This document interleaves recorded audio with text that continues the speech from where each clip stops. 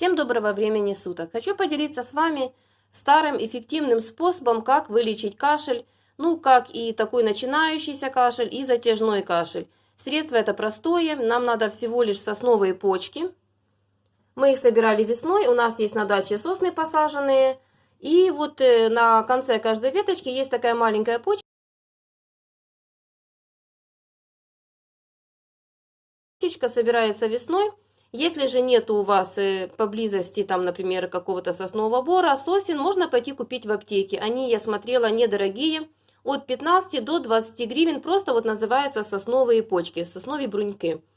Выглядят они, вот я показала, как выглядят, и использовать очень просто. Надо столовую ложку, вот столовая ложечка, заливаю я крутым кипятком. Купила специальный термос, вот такой он, на улицу можно брать его, и использую только под травы. И тут получается такой вот 250 миллилитров, они уже настоялись, я специально заранее залила, чтобы было видно, какого цвета получается.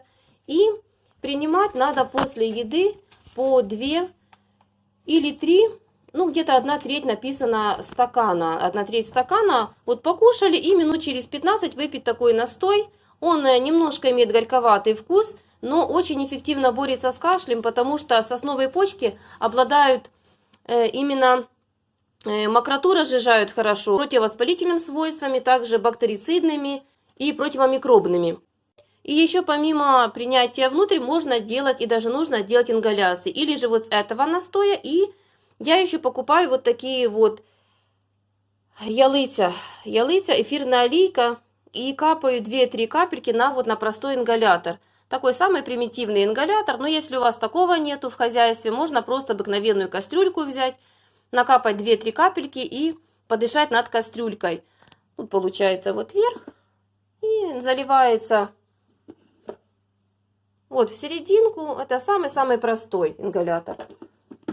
У меня еще есть небулайзер, но небулайзер там кидается или, например, боржоми растворчик можно, или же другие уже, которые препараты химические, чтобы тоже разжижало мокроту. Сосновые почечки, они очень хорошо выводят мокроту и воспаление снимают.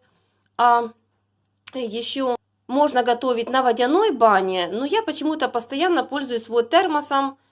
Закрутила на часик, на 2 и потом уже принимаю такие травяные настои.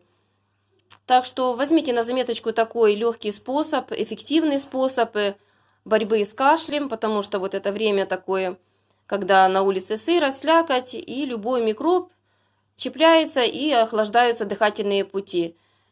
Еще хочу показать, что очень тоже отлично борется с кашлем. Это синий такой лук, крымский лук. Лук обладает таким вот сладковатым вкусом, там очень мало горечи, но должен обязательно быть вот такой формы и очень полезный он.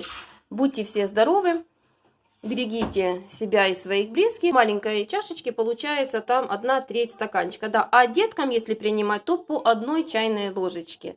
Очень полезно гулять в сосновом бору, но у нас, на жаль, нету тут поблизости сосновой рощи или соснового леса, а с удовольствием мы, конечно, сейчас погуляли. Ну все, всем пока, до новых встреч.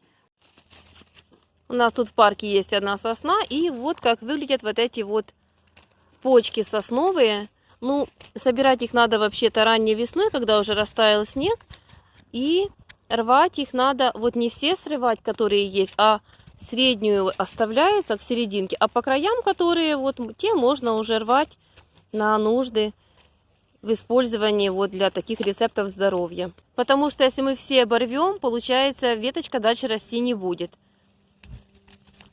Такое целебное дерево, все его знают, и когда начинают болеть, применяют, пользуются.